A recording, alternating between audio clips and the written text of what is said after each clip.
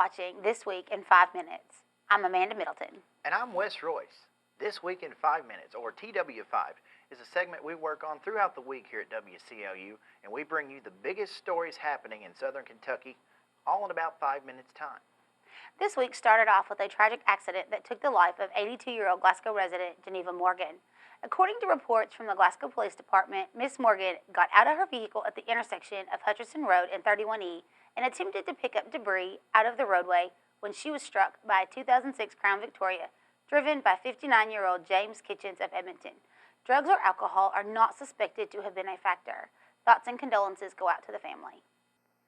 This week's top story is about another tragedy, that of Lainey Wallace, the 2-year-old girl who was reported missing by her mother, Kelsey Wallace, but not until the child had not been seen for nearly 2 days.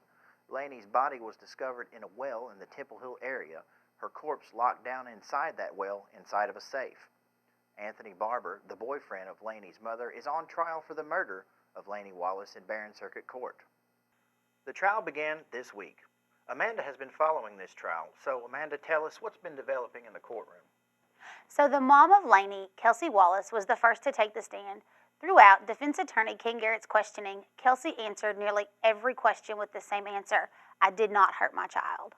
And carefully lower that child into the well. I hurt my child. Did the strap break? I did not hurt my child.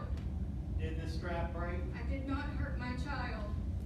And did the safe become lodged in the well because the well is so tight? I did not hurt my child. Did Mr. Barber have to climb 10 feet into the well to dislodge that safe?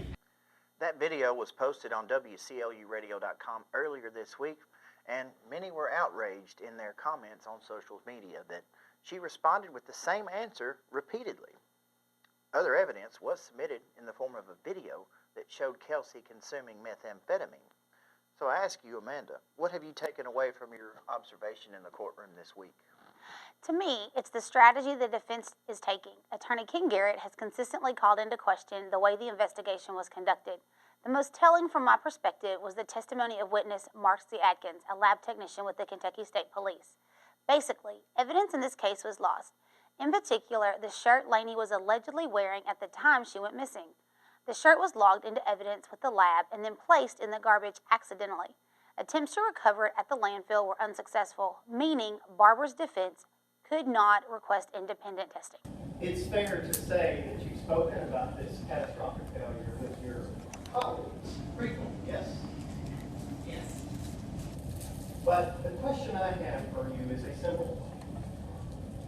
Whether or not Mr. Anthony Barber, who is on trial for murder and for the rest of his life in prison, whether or not he could simply take that particular shirt to another lab and have it tested.